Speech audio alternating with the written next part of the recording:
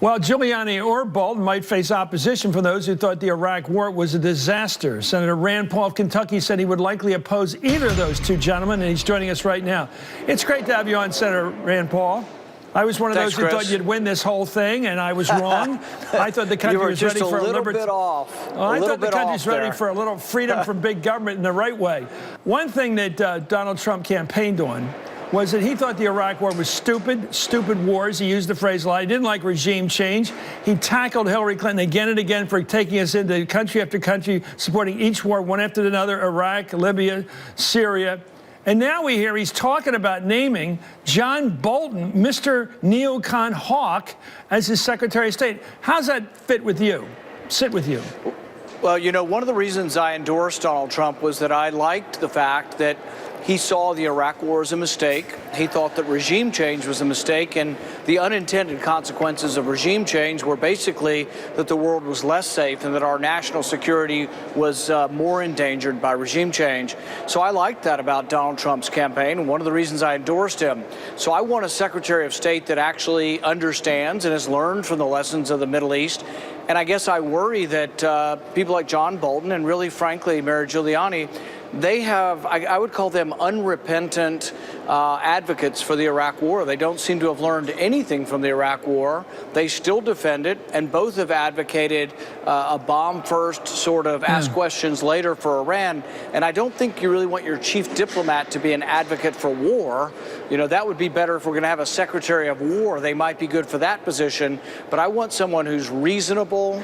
I want somebody who's a realist, that sees the world as it is. That person may not always agree with me, but I want someone who's an even keel, who thinks about things like that. And frankly, I think Bob Corker would be a much better choice.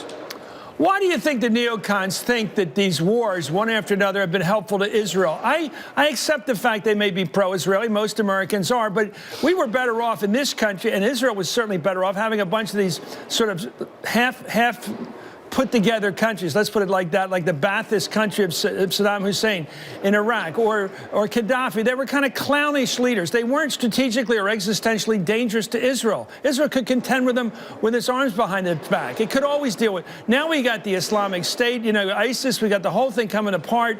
And Israel's much more endangered with Iran, with no buffer between Israel and Iran. Why do people who say they're for Israel, and may be for Israel, put Israel in such a vulnerable state like it's in now compared to where it was? That's my thinking. I think one of the things is that people fail to understand that Israel's a very pluralistic nation. They have a variety of opinions. If you go over there, they have heated debate. They're a real democracy.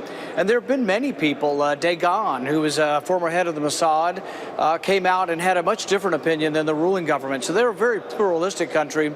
But I think even many in Israel would say that, you know, losing Gaddafi and having the rise of ISIS in Libya probably doesn't make Israel safer. I don't think it makes the United States safer. In fact, I feel more at risk for terrorists organizing in Libya now with Gaddafi gone. Doesn't mean I was an advocate of Gaddafi or Mubarak or any of these people. And yet you have to look at what comes after if you decide that your worldview is to displace these people. I think we should always try to determine what's in our best national interest or vital interest. And we shouldn't think, oh, you know what, we're going to make the world a perfect democracy and we're going to topple Assad. What comes after Assad is a very important question. And what comes after the government in Iran, or what comes next if we bomb Iran? So I think we need a more reasonable sort of person and not a bomb thrower to be head of it. But also, I support Donald Trump. I want Donald Trump to pick someone who supports Donald Trump's vision on foreign policy, that understands that the Iraq war was a mistake and that regime change hasn't always been to our benefit. Are you ready to filibuster this? These are the nominees. Either one's the nominee. I feel pretty strongly about it, and I will tell you something I haven't told anybody else. I've had some conversation with some other Republican senators, and I'm not the only one with some misgivings over both Giuliani and Bolton. And I haven't met a Democrat that's for either one of them, but I've met several Republicans that aren't. We have a 52-48 majority. All it would take with 2 or 3 Republicans to say that they can't go along with Giuliani and can't go along with Bolton, that I think you'd find there are some that I think would sail through. Frankly, I think Senator Corker would go through. I probably met 15 Democrats in the last 2 days that said they would vote for his confirmation, but they are very, very worried about Bolton, very, very worried about Giuliani. Can you defeat him in an up or down? Can you hold him to less than 50 votes?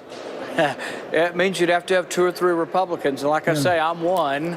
And I think there are 2 or 3 other that I met with today that I would say that the best way to describe them is profound misgivings about either Bolton or Giuliani. You know, if Giuliani is a great friend of the president-elect, maybe there could be another position in the cabinet that weren't putting him in a place where he's at odds with the president's vision on foreign policy. Thank you so much. Senator Rand Paul of Kentucky. Thank you. He's just been reelected. Thank you. The Washington Post today reported on how big a change a Trump presidency could mean to one of the most unstable regions.